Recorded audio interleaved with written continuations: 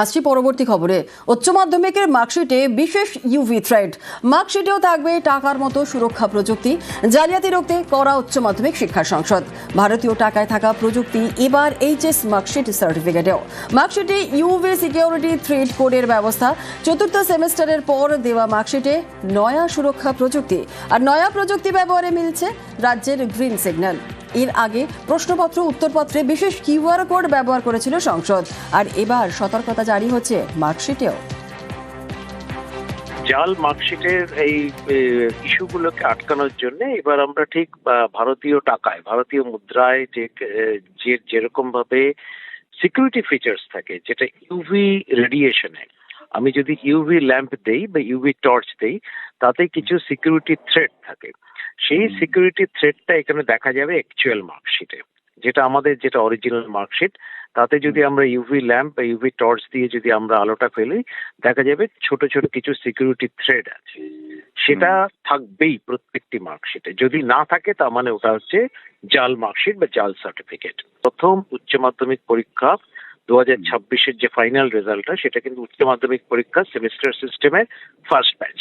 তো সেখানে এই ব্যবস্থাটা কিন্তু থাকবে, মার্কশিট এবং সার্টিফিকেট দুটো ক্ষেত্রেই থাকবে।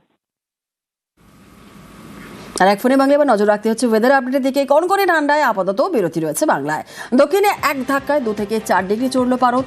কলকাতার সর্বনিম্ন তাপমাত্রা কত রয়েছে, কি বলছে হাওয়া অফিস, আপডেট নেব। বিশ্বজিৎ সাহা আমাদের প্রতিনিধি রয়েছে। বিশ্বজিৎ, হাওয়া অফিস কি বলছে? কলকাতার আজকে তাপমাত্রা কত রয়েছে? দেখো, গতকাল 12 ডিগ্রি থেকে কিছুটা নেমে 11.5 ডিগ্রি ছিল, এবং আজ কলকাতার সর্বনিম্ন তাপমাত্রা এক লাফে অনেকটা বেড়ে গেছে, আজ 15 ডিগ্রি সেলসিয়াস।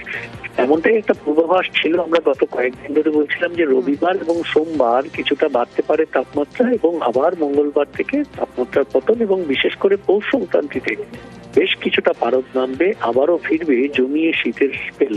অর্থাৎ তার আগে এই দুদিন, অর্থাৎ রবিবার এবং সোমবার কিছুটা উষ্ণতা থাকতে পারে দিনের বেলায়। সর্বনিম্ন তাপমাত্রা বাড়লেও সর্বোচ্চ যে তাপমাত্রা, অর্থাৎ দিনের তাপমাত্রা, সেটা স্বাভাবিকের নিচে থাকবে।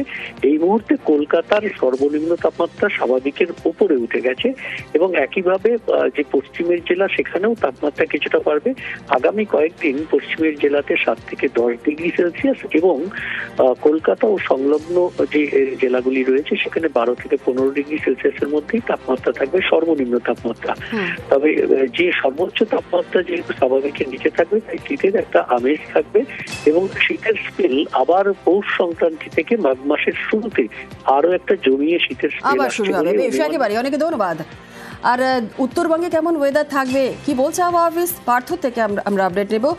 পার্থ, উত্তরবঙ্গে আজকে কেমন ওয়েদার রয়েছে, কেমন থাকবে এই সামনের সপ্তাহে ওয়েদার? দেখো, উত্তরবঙ্গের আকাশ কিন্তু মোটের উপর পরিষ্কার রয়েছে, তবে কুয়াশা ছিল, ভোরের দিকে কুয়াশা ছিল বেশ কিছু জেলায়। ভারত কিন্তু নিম্নমুখী, দার্জিলিং এর তাপমাত্রা খানিকটা নেমে 4 থেকে 5 ডিগ্রি আশপাশে ঘোরাফেরা করছে। অন্যদিকে কালিম্পং, সেখানে 6 থেকে 7 ডিগ্রি আশপাশে ঘোরা করছে তাপমাত্রা।